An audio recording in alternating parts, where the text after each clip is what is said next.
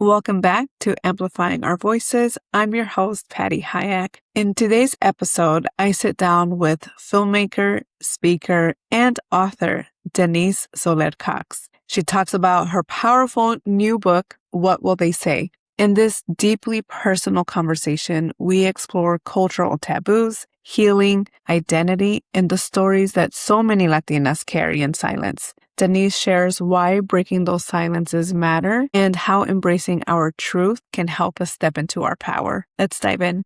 Denise, thank you so much for being here. How are you, my friend? Oh my gosh, I am so excited to talk to you and to hear everything and to talk about all the things.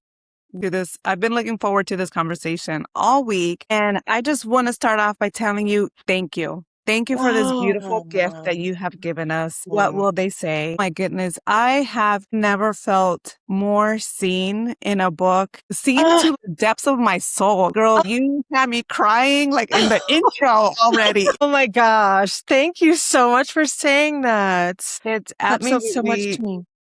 so beautiful.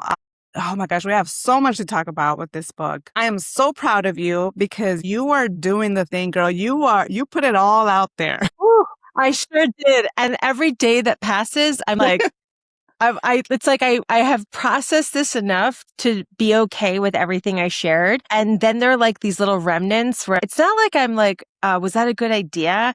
I just don't know what's coming. You know what I mean? But I very much stand behind what I shared, and we can get into why I chose to share what I chose later if you're curious about that. Yes, absolutely. Let's get into it. Let's talk about that. Let's talk about the why behind this book. Yeah. So it's funny, you and I met. When I talk about the line of secrets and dreams, it's the line of women that usually wait to talk to me after the film screens or after I give a keynote or both. And you were one of those women. And, one of the women that I would say I kind of a few of the women on Secrets and Dreams, I've actually decided that we're going to be friends. And you're one of those people. And I'll never forget our first conversation. And because I could tell that my film made an impact and it meant the world to me, what you shared with me very candidly and authentically after that. And the book is inspired by conversations like that. And so very specifically, women would wait online and share something that they wanted to do with their life, something amazing that they hadn't yet done. And after seeing the film, they were like, wow, I can see that you did this and you're regular and normal. And so because of that, I feel like I can do it, right? And I would say that's the majority of those were the dreams, right? When I say secrets and dreams. And then there were some women that shared secrets with me that were closely held secrets, maybe some secrets that they never shared with anyone ever before that moment with me. And I really grappled with that because I felt like I hadn't earned that exchange. I felt like I hadn't given enough. I feel like with some women, we are sensitive and we want to make sure that, that the exchange feels fair. And so when someone shares something really intimate, I think many of us feel like we have to say something similar back, right? And so I felt like I hadn't earned being told these things, and B, I felt very resistant to saying, I know what you're talking about. Everybody knows me too. And I really grappled with that because of the conditioning of our culture. Not to blame it, but to identify the source of it, right? Yes. And I just didn't feel comfortable saying that I had also been through these things until it was just like the dam was breaking. So many women were sharing with me. And at one point I decided I am going to do something with this. If it happens again, I'm going to do something about this because at this point, just the amount of women sharing with me was so large that I'm one of those people that believes in signs. And so I said, this next event, and it was at the Federal Reserve Bank of New York City, And I thought I was going to get away with this of not doing anything about it because no one came up to me afterwards and shared a secret. However, they threw this big fun party after the event and people were dancing. And I actually share about this in the book. People were dancing and we were eating Puerto Rican food and drinking wine and having a great time. And I left the dance floor to sit on a high top table and just take a breather. And two women approached me. And the conversation that ensued included secrets and a request. They basically said, would you ever use your platform to do something about this? Because we need someone to do something about this. That's when I decided I'm going to do something about it. And that is the origin of the book. That's awesome. And because this was years of those lines of secrets and dreams, right? I mean, this has been going a long time. Yeah, I've done over 400 events over the last 10 years. And I would say I had the opportunity to write the book, and a publisher approached me to write a book in, I believe it was 2021. But I had previously been working on a potential film about this, but we just couldn't land the story. We couldn't land how to tell the story. And then the opportunity came to write a book. But then I actually had to do the work of writing a proposal, which is kind of like writing a book. I will say after having written a book, it just gets harder. It's the hardest thing I've ever done. The proposal was that stage helped me to decide how I would tell the story. And that was something that we were stumped with a potential documentary about. But took me about 18 months to write a 57-page document. And at the tail end of that, I reached out for help because I just couldn't finish it. And so grateful for that help that I got from a coach. We went through the process of submitting the book for sale, etc. So it was many, many events, many, many conversations. I would say when I think back, I mean, thousands of conversations. Well, congratulations for putting it in writing. You talk in your book about many cultural taboos. Was there one in particular that was much harder to write? I would say two that were the hardest. And the first one was in the first chapter. And that chapter, I share a story that is something that I went through at age 9, and is something that I actually didn't know if it really happened because it was one of these memories that gets buried away. And I think on the book, I describe it as, it's like you kind of walk past things, you walk past the shelves of your home, and things are on those shelves and you know that. But this particular thing on the shelf of my memory, I'd never really looked at or examined, taken it off and just said, wow, like looked at the shape, looked at the detail but it was a story that kept repeating in my mind for years, for my whole life since it happened. And I tried to make sense of it on many occasions, but I'd never shared it. And I'd also never written it down before. And so that's actually the first story that I shared in my proposal and on my entire book journey was that story. And the reason why it represents a taboo of, don't talk about the family, don't talk about what happens in this house. And the saying, los trapos sucios, and that everybody knows. And then I recently found out that los trapos sucios in South America is kind of an antiquated saying. I don't know if it's antiquated here in the United States yet, but there's another saying, la procesión va por dentro. And so that's similar meaning, like we basically go through our problems on our own. We don't talk about them and we have to deal with these things by ourselves. So that is the first one. And the hardest one because and it opens up the book because it's basically saying, I recognize I'm breaking one of the biggest taboos right now. And so let's just get this out of the way. And then the second one is about the mother-daughter relationship and the sacredness of that relationship and how the taboo around being a bad daughter and not having a good relationship with your mother. And if you do, not talking about it. And this was one of the most challenging, if not the challenging relationship of my childhood and my adult life. And I found myself resisting talking about it, writing about it.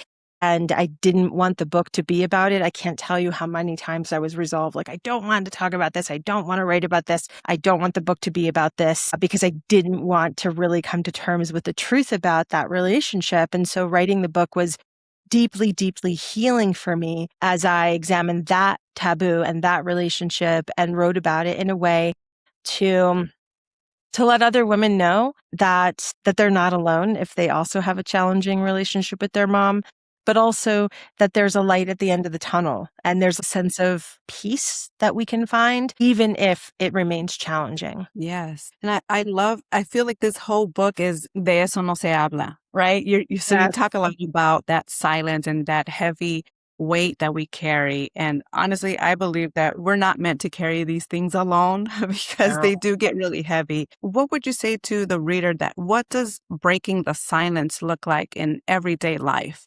Yeah. So I look at this like a conversation in two parts. The first part is recognizing that they are not alone. And the purpose of me sharing these stories, I guess one of my fears or concerns, we'll say, about the book is that people might think it's one big trauma dump. And that it is not. It is actually the stories that I tell. I tell many stories in the book. I wouldn't tell any of the stories that were shared with me because those stories were shared in confidence. And so I would never do that. Right. However, I chose the stories that I did tell because they were my versions of the stories that were told to me thousands of times. And so I think it's critically important that we know, those of us, well, all women and specifically Latinas, that we are not alone in the struggle and the suffering of the things of the places in our lives that we believe are broken. Mm-hmm.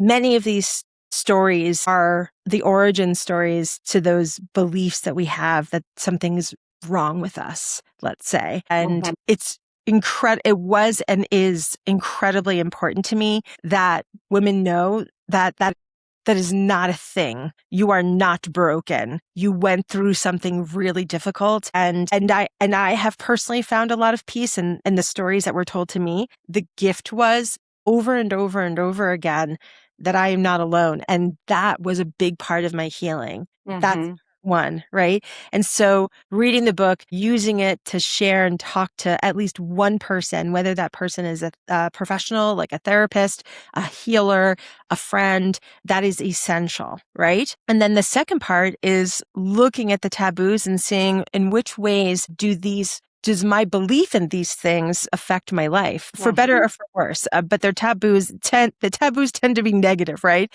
And so how can we reevaluate and bring forth to the forefront these things and see how they affect our life? And then ultimately bring warmth to those areas. And so in the last chapter, I talk about a concept called thermal equilibrium. It's a concept in physics that my daughter brought home one day. She was, both my daughters, I'm very close to them. And after school one day, my daughter was sharing what she learned, and whatever my kids want to tell me, I'm listening. And so I was either filling the dishwasher or emptying it. I don't know, but my daughter was sitting at the counter and just sharing about her day. And she ended up telling me a story about what she'd learned that day in AP Physics. And when I heard the concept, I realized I wanted to use that concept as a framework for healing. And very simply put, the solution is to and not to be reductive, but the solution in the book is to warm up the cold spaces where we feel the most stuck. And we feel the most stuck because there's some part of us that's believing that these taboos are true and that we're broken. And that's just simply not true. I love that concept too that you use. As I was reading it, I was like, oh my gosh, that's so true. I think you phrase it as kind of like storing it away in a freezer, right? It's there and we just stored it away and we just forgot about it too until, you come back and visit it. Okay, it's there. And then adding that warmth to it. So Yeah. I love that concept so much. Thank you. It's a deep love letter to, I think, everyone. Thank you. Is there a taboo that you think holds Latinas specifically back in professional spaces? Yeah, I would say the taboo, the bájale dos rayitas, the taboo of not standing out and not stepping forward. The biggest saying that a lot of people use is "Cállate, te ves más bonita." That really does capture it. It's so subtle. And it's not solved by saying, oh, just be confident, or that's not how we think here. Please speak up for yourself. Like when you've had a lifetime of being told to tone it down, and then also that we're actually more beautiful when we're quiet. And let's say, a host of other sayings that get passed down. And then we notice our moms and our tias and our older cousins subscribing to those things, regardless of how educated and successful they are. These things transcend education level and success. And how I know that is because I coach these women, right? And so I know this very personally. And then also I speak to them on stages and they come up to me afterwards and share, hey, you know what, despite X, Y, and Z success, I still have the hardest time advocating for myself because it's so internal. Like the internal mechanism is alive and well and working. And, even writing the book, I would share with my husband, I know this is so obviously simple, but I'm literally writing a book called What Will They Say?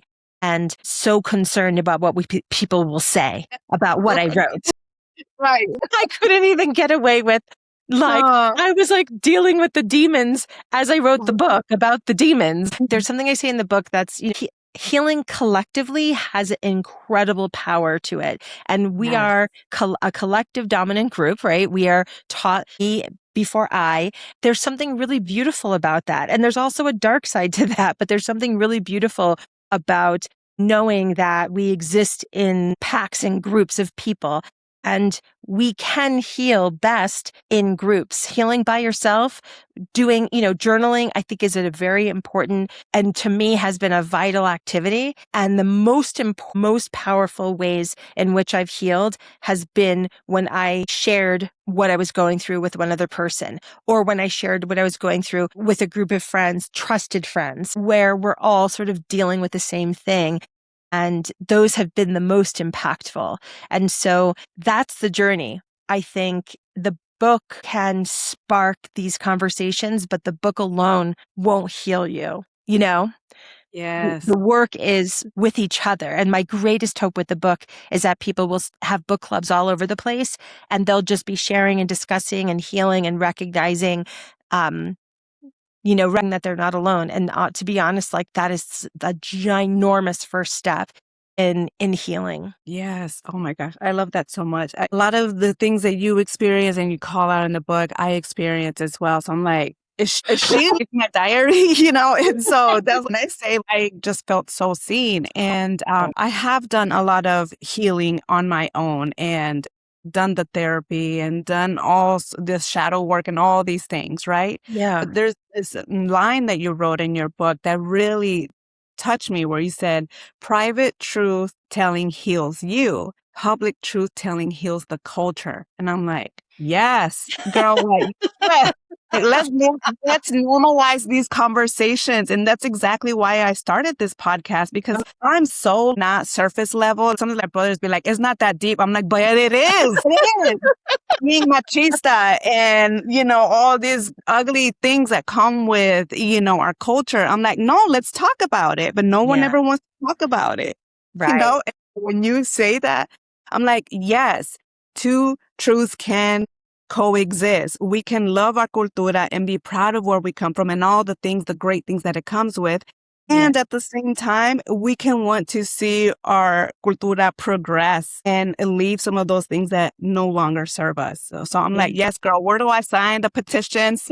Let me be part of this movement. I love this so much. Thank you. And that's also was a concern writing the book. And it's something that I'm very grateful for my editor, Michelle Edita Mulligan. She was instrumental in helping me have keep the balance in the book, because I had so many strong feelings of my own with my own personal experience with the culture and the ways in which I felt held back by the codes and the rules of the culture.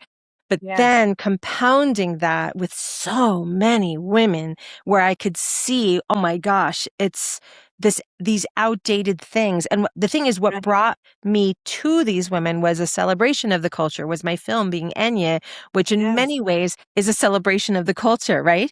And Right. then what I saw reflected back was so much pain about the dark side, the underbelly of the outdatedness of the culture. And so my feelings were strong for me, but then multiplied by thousands for Right. on behalf of all of these women who I felt were suffering. And so the way I like to say it is we keep our phones plugged in at night so we can get the upgrade, like we don't want to miss the new version. Like my kids are like, "Oh, do you have the new version of whatever?" Because then with the new version of the phone, the apps look different and blah blah blah, right? And so we recognize that we got to keep the phone plugged in so that we can get the upgrade overnight. The same way we can look at the culture the same way. We have to stay plugged in, right, to these conversations, even if they're hard, even if they're, like when somebody says it's not that deep and you're like, oh, but it is, right? So Right. those of us who can see the depth, because some people just aren't wired to see the depth. And then there's the highly sensitive ones like us that can see the depth. And so in many ways, if we feel ready, it's our responsibility to point out the depth and to, oftentimes it means pointing out the painful parts, the parts that people don't want to look at. And so we must stay plugged into that. And then we got to get the upgrade. And the upgrade needs to leave some stuff Yes. behind. Some things are old. We don't need that dot matrix printer anymore. There are new ways of doing things and seeing things. And there's a clash because some people think and feel, and it's legit. I can see it. I don't agree with it, but I can see that there might be some things that people feel like, well, if you change that, then where's the culture? Where does that leave the culture? A lot of that is in the roles, and especially the roles that women play. And if we change or modify, give those an upgrade, then how does the whole family unit look? And then what even makes us Latinos anymore if we don't have some of these roles that feel fixed and that don't work for us? And so that's why these conversations are so important to bring to the surface, because without them, we have the things need to change, but then they never do, because after conversation, hopefully comes action, right? And the sky's Yes. the limit as far as that's concerned. But the originating moment is with someone just believing that, no, we need to pause this and discuss it, Yes. I met you through a screening, right, of Being Enya. Yeah. You've spent years exploring the duality of being first gen Latino in America. Is there anything that writing your book deepened your understanding of that duality or any connection Yes. you made? Yeah, I mean, that's such a beautiful question. Yes, one of the things that I realized from writing the book was that I learned when I made the film, I just wanted it to get out there, right? So we interviewed all these people, we put the story together and we pushed it out. And I feel so blessed that it resonated with so many people and that I was able to create a career out of just flying all over the place to screen the film and then eventually become a keynote speaker and continue to talk about the themes that the making the film taught me, right? And when I wrote the book, I realized that the conversations that I had with people after seeing the film were just offered tremendous perspective. One is, this is small, but this is interesting. In one section of the book, I talk about where people would place themselves on the line of secrets and dreams. So if you picture getting off a stage and then the first person, that wants to talk, right? They're like, oh my God, I really just wanted you to know, blah, blah, blah. And sometimes it was like, hey, we have to get home to the kids, but we just wanted to say thank you. Can we take a selfie? And I had a couple say, we're literally leaving this event right now to go home and apologize to our kids. Like that really happened at an event because they were being too judgmental to their kids, right? And Yes. they realized that after seeing the film. And then there was an event that I did in San Francisco and in other places too, where the last person online was often somebody who wasn't claiming their identity. And so someone who maybe didn't look quote unquote Latino, somebody who was probably more light skinned and didn't have like the traditional stereotypical look of what many people might regard as Latino, right? There was somebody that didn't speak the language well or at all, and potentially wasn't even like out as a Latino in the workplace that I had the event at. This happened multiple times.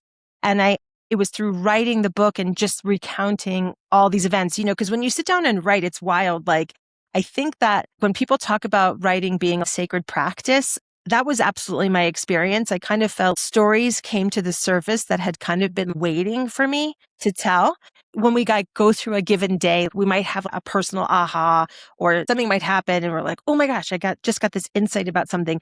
But it's like a firefly, like it's lit up and then it's gone. And then you're interrupted by your kids and you're like, wait, what was I thinking? Like, it's like a dream that you love and you wanted to remember, but you totally forgot. Right. Like those things like were waiting for me, Yeah. And when I sat at this computer and started typing, these insights and things started coming out. Like they were waiting. And this thing about where someone put themselves online to talk to me was so fascinating. And so when we talk about deepening my understanding of the culture, this is how it affects us professionally. Because I was thinking, wow, these people that put themselves last on this line were often the ones that weren't fluent, very light skinned, didn't claim the culture, or just barely claiming it at work and struggling so much, often crying on my shoulder. And I'm talking about women and men. This happened multiple times. And I thought about them at work, wondering afterwards, how do they show up in meetings? How do they show up? Are they in sales? What jobs do they have? Where else does this hold them back? Because if we look at our identities as a home and our lives as a home, like a house, right? And we think about different rooms of the house, some of the rooms are warm. And those rooms are where things are working and truth is flowing. It's easy for me to tell you that I'm Latina and that my Spanish isn't perfect and I feel safe in this relationship with you. So I'll share that, right? The room with you and I in it is warm. And then there's another room that's cold. And that room is where I don't share my identity. That room is like me at work, let's say, before all of this. And it's actually true. Me at work before all of this, before 10 years ago, didn't tell anybody I was Latina, didn't ever share my perspective as a Latina. Like it was definitely part of my identity that I hid. It wasn't overt, but it was true. Okay. And so that room is cold. And the thing is, so we have cold rooms and warm rooms in our house. And we're at the center of all of our relationships, how we are at work, how we are at home, how we are with friends, how we are as a parent, as a cousin, as a niece, all the different, as a neighbor, right? And the thing is, wherever the cold spaces are on your diagram, let's say you're in the middle and it's like spokes on a wheel. If we're cold here, we're cold in the same spaces professionally. So if we have a hard time sharing ourselves personally, and you don't know that I'm Latina, I never tell you, I never pronounce things correctly. I pronounce my name wrong, stuff like that. I will behave the same way professionally. And cold spaces are stuck spaces. And so if I wait online, but I stay in the back of the line, that's a stuck space, in my opinion, right? Especially when Latinos we are brilliant. We are educated. We have experience. We have so much to offer. We are experts at two different value systems. We should not be waiting at the back of lines, but we are waiting at the back of lines. And it's because of these beliefs around not Latino enough. That's a cold space. That's a stuck space, right? And so we bring that everywhere we go. And so when we think about our advancement, voting, how well we're organized or how not well we're organized, the idea of cold and warm spaces really permeates all of those things. And so that idea, we're not all free until every one of us is free, is hugely true here. And so identifying where are the cold spaces, where are the cold rooms is a critical activity. And while I was writing the book, that became crystal clear. Moments like that, like how people appeared on a line, let's say. Wow, that's so cool. I can just picture it, happening in real time for you as you were writing, as those, like you said, those stories were literally waiting to be told. Yes. Girl, I love this for you. I can just even imagine how healing this was even for you. Oh my goodness. But I want to go back a little bit to how you're talking about that dual identity, because there was this line that you said, yeah, you put, I had a hard time with discernment in corporate settings. I shut it off because it was so hard to understand what was going on amid all the lack of authenticity. And I was like, girl, Trust me, when I wrote that, I was like, should I say this? And I'm girl, like, yes. what? I'm Yeah. like, you put words to something I could not verbally say. I wouldn't even know have the words to be able to articulate that feeling. And so you were able to put it into words. And I was like, has she been in my mind? Like, what's going on? So when you say these stories, right, you're telling your version of what multiple people have told you. Yeah. For me, I am a corporate girly. I'm still in the corporate space, but I am the first in my family to enter this space. So, right, I had no blueprint. I don't know how to behave. I've always been a very observant person. And so I just kind of observe my environment. I'm like, okay, how are these people dressing? Girl, if you would have seen me, even the code switching, you would never see me with my hoops, a red lipstick, with my hair, with my curls. Like, it'd be like slick back in a bun. I had collared shirt, like slacks, like new wardrobe. No one even said like, oh, you gotta be fake or be inauthentic or whatever. Now I can be my authentic self, but I still see people just being very surface level. Yes. Right. Or inauthentic. And so when you wrote that line, I was like, yes, thank you for saying what needed to be said. Thank you. Yeah. It's still, honestly, it's tough for me. I still don't speak corporate speak. My brain just kind of shuts off, and I speak like real human speak, authentic human speak.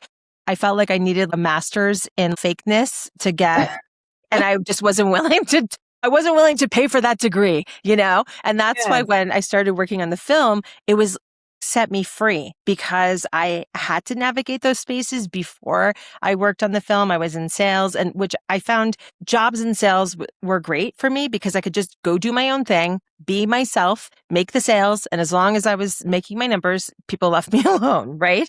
But if I was constrained in like an office environment, I just had the hardest time. But when I started working on the film, and I had the chance to only speak to Latinos, speak about things that matter to us as a community, and try to like connect with people who cared about the same things, it was like, oh my gosh, I can't believe this whole world was out here.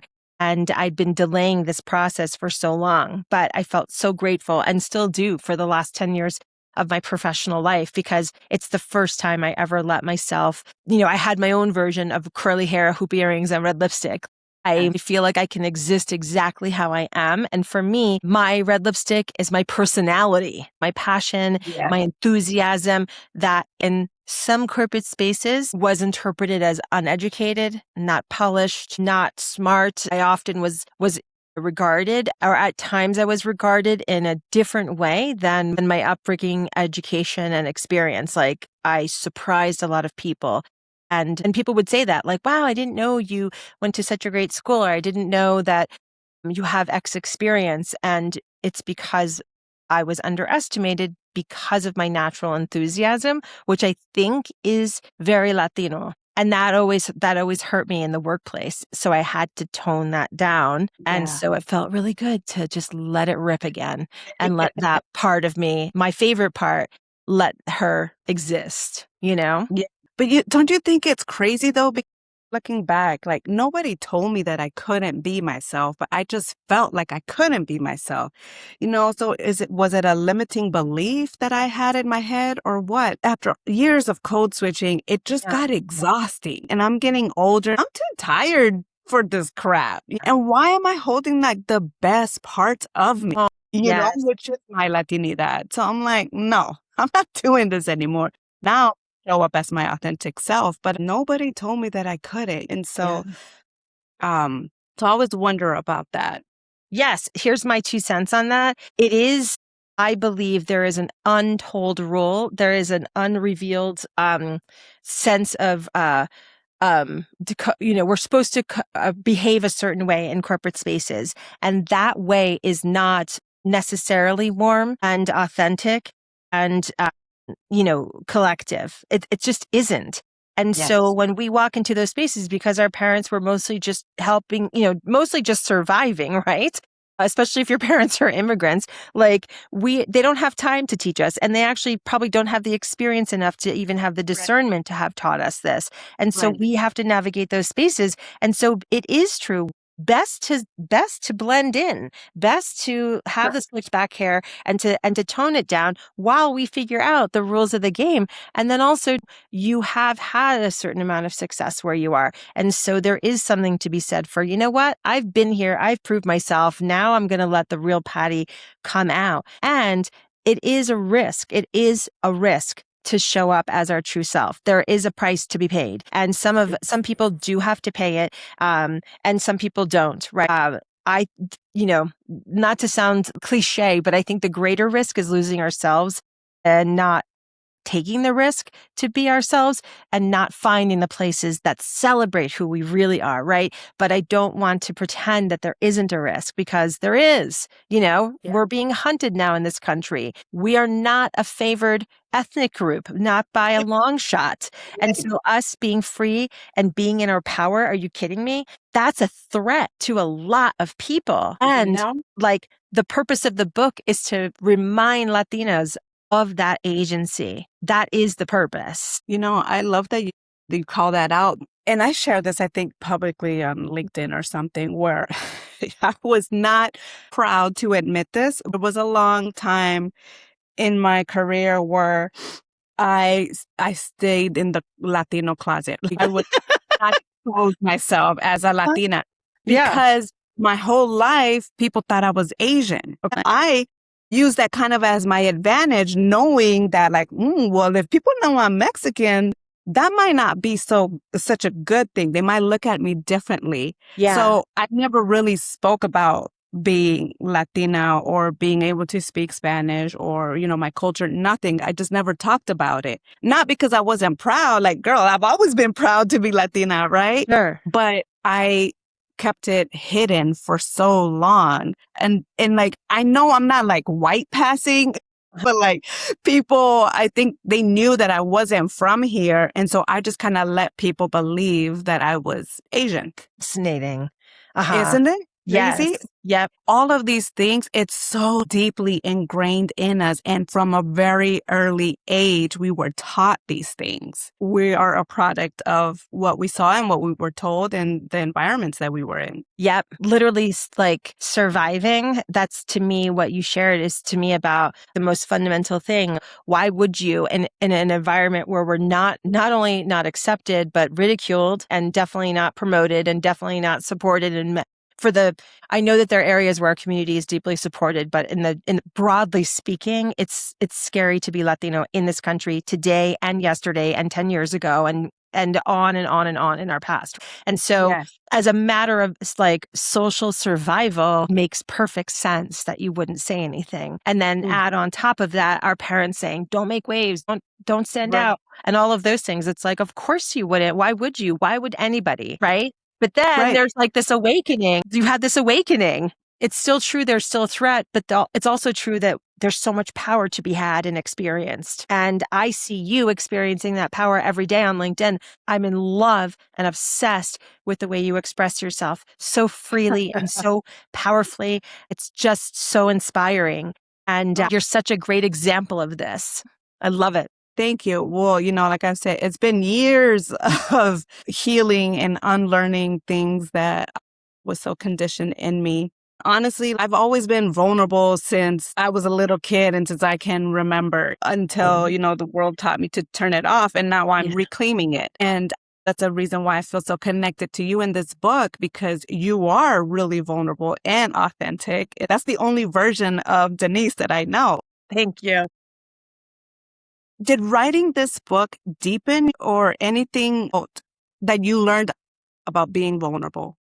Yes. And so I'm totally going to cry. There was a point last year when, and I talk about this in the book, when my life kind of fell apart. And it didn't happen last summer. It happened before that, but it went on for about 18 months, and it was pretty devastating for us. And it was our financial life. It had to do with the new political administration, and the budgets that were paying me to speak really just dried up, not overnight, but over time, which was, in my opinion, harder because it left me feeling optimistic when there was nothing to be optimistic about. Everything just kept canceling to the tune of over $200,000 in business. And it just financially devastated me and my family. And we really had to rebuild our self. My husband and I are still pulling ourselves out of it, and we're rebuilding. And while I was dealing with all of this last year, it came to a head when we had to move from our home that we'd lived in for 6 years and scale down significantly. And there was a point where I was writing the book. Still had a deadline. It didn't matter if my life was a mess. And I was figuring out how to buy groceries. And here I am writing this book. I felt like I had a choice because the way that I describe writing the book is that something else kind of took over at times. And these things that were like waiting at the door, these stories that wanted to be told, and these things that needed to be said were creating like a pressure, right? And so one day I remember being either at the coffee shop or at the library, because that's where I wrote a lot of my book. And I felt like I had a choice, like, okay, either I'm going to go where my hands want me to go right now, right? I'm going to go down this road of being honest about this, or I'm going to hold back. And I was like, you know what? Why hold back? Why hold back now? And I decided just to fully be honest. When you write a book, you get multiple chances to go over the same thing over and over, like the whole entire book. You get multiple chances to go over the whole thing and deepen things and delete things. And so after I made that decision, I just pulled on every thread that I had ignored because I didn't want the reader to know everything, right? And I decided to go deep on all of those areas. And for me and for my own healing, it like healed something about me, or for me, that said, like, if you know everything about me, then you really won't like me, right? That's like a long held belief. And I just decided that was bullshit. And also, I actually really like me. I'm really freaking proud of me. And I am so proud to have written this book, and that my daughters will know, like, this is like the most honest account of my mom's life at the time that she wrote it, right? And it's very, very important to me that I can stand tall and proud in the things that I chose to share, and that in the sharing of those things, I felt an incredible sense of power. And the reason why I'm crying is because it's a very tender spot still, but it doesn't mean that it's not powerful. And my favorite line personally in the book is, we can be both powerful and like a work in progress. Even though I'm still growing, I can still be powerful. Oh, we can both be powerful and unfinished. Yes. That's the line. And Yes. to me, like, that's like the most important revelation, and the most important lesson I got from the book is I don't need to be perfect. I can hold my power and I can still grow. Yeah. So yes, that's the healing that was deepened for me. That's so beautiful. When I first met you, it was so clear and obvious. Oh, this girl is living in her purpose. You put a line in there that said you had a choice to either keep staying small or to trust that my purpose was bigger than my self-doubt. That line stayed with me, and it reminded me, like, this is exactly, again, why you chose to tell some of these stories and be vulnerable, because you're going against your doubt. Like you were saying, and you're in real time talking about the demons while actually fighting these demons. So I'm so proud. Thank you. Right.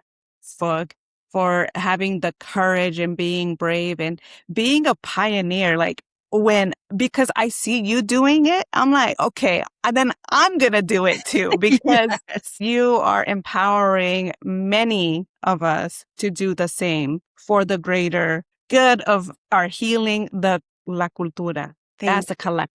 So thank you again for this beautiful gift that you have given us. And I hate that we're running out of because I have so many more questions, but I want to make sure that I tell you that Yeah. before we end it. And I guess we can, okay, I do want to talk a little bit about the writing of the book and recording. Let's talk about recording Oh, the audio. yes. I've heard that it's a very intimate experience for authors Yeah. because you're literally speaking your story into the world. What was that process like for you? And did anything come up for you? Yeah, thank you for asking about that. I thought it was a fascinating process. And so for me, I have been pretty busy over the last few months. And when they wanted me to record the book so that it would be ready by the time the book launches on August 18th, we had to be creative. And so I ended up working with a producer that basically let me record the book from here and also from LA, from a hotel room in LA.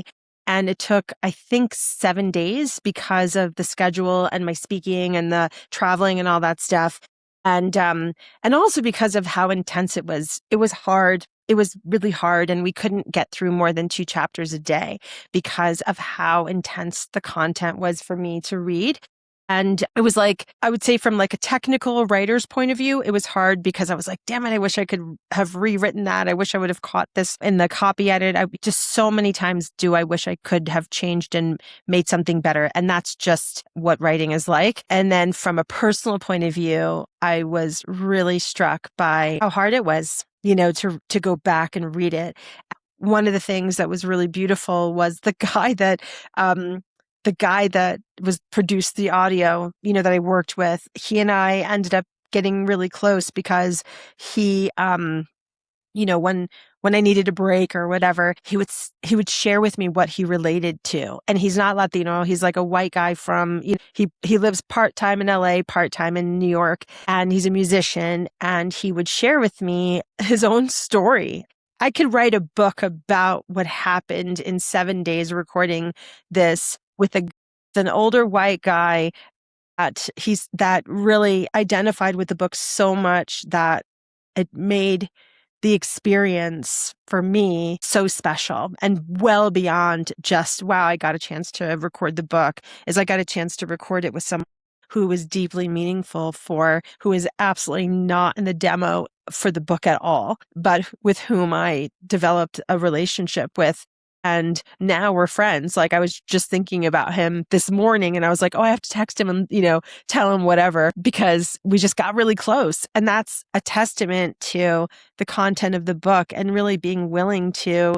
It's not necessarily like sharing like war stories more than like what the conversation we're having, like sharing insights and ways in which we have a chance to get to know ourselves and grow and then share. And the thing is that I heard this once and it's so powerful. It's in the sharing that transformation exists. Like I can transform, I can have an aha moment by myself, but really my transformation exists when I share that with you. And that's the gift of being in community at its most rawest form, is that we all get the gift of transformation when we share it, amongst ourselves with each other. So recording the audio gave me an opportunity to see that the book, even though I wrote it to Latinas, they are the number one demo, that really, really it's for human beings. I love that. That's so beautiful. And I got to say, I'm not surprised by you making friends with funny. But you're right. I mean, when you're the stories that you're sharing, they're not just cultural ones, right? Like you said, they're human, and they can relate to any other culture. Yes. And we can end it on this. What do you want readers to walk away with? If you have one message for them, what do you want that message to be? I would say what I want them to walk away with is you are not broken. And you have power well beyond what you believe, and surround yourself with people who see that power and also who are willing to listen to you when you need to share about your perceived brokenness. So I guess those 3 things. That was beautiful. Thank you, Denise, for your time. It was such a pleasure talking with you. Thank you for tuning in. If you enjoyed this episode, Please subscribe, follow, and share this with someone who might need it. Stay tuned for the next one.